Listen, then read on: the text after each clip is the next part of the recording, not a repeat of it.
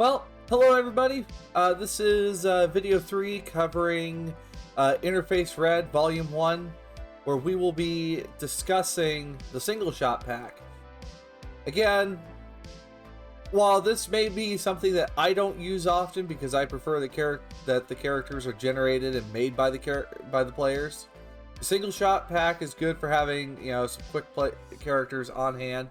And I use the net architectures in here, which do really set for a good mark of what kind of net architecture should you expect at a certain location. So, of course, when we look at the single shot pack, for starts, we have the pre-gen character sheets, which they talk about how to read these character sheets. And then we have, of course, 40, who is present, and you have front to backs of the characters and their abilities. You have Grease, the Fixer, and his abilities. You have Hammer, Mover turned Hammer. Oh boy. Let's see if I can get this to fit the right way here. Okay, excuse me guys, we're a little bit scuffed. There we go, boom.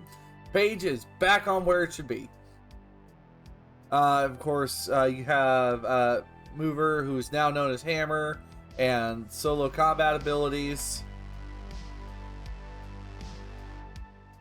You have Racer, who is part of the Aldecaldo Sightseers and DangerGal.ca, and also her vehicle present for Nomad.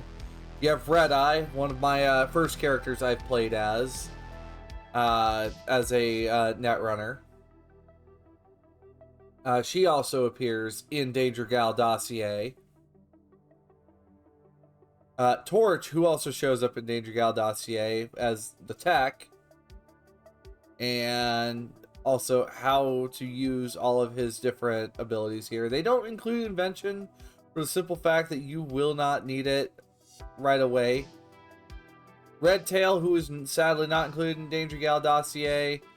The Medtech with all of his skills, abilities, and also his roll ability as well. 24/7, also known as Twofer. He is the media from the Edge Runners crew. He has credibility, which they do a really good job of explaining how each roll ability works on these cards. We have Cavalry, the lawman from NCPD Precinct 1.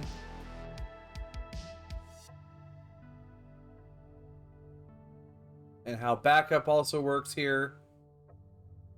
You have Shanda Mishra, who is the exec, which we don't see in DangerGal.ca either. And also her two employees as well. And then finally, we have the net arcs, which we have a drone rig, which is basically your drone server in a backpack. You have Conap security, which you have a wisp that protects your security drone that's inside, your corporate Conapt. Oasis security, because every mini mart needs to have cameras and also an automated turret in the store, which makes total sense. But this can also be used in other places such as low-level night markets and cargo trains. They give examples for other things like bars, nomad camps for the Conap security. And, the drone rig, it's just for having a drone pal around with you.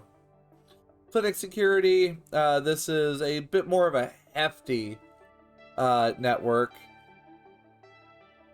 That also can work for CEO offices, surgery locations, and this is very much more dealing with places that they need a little bit tougher security.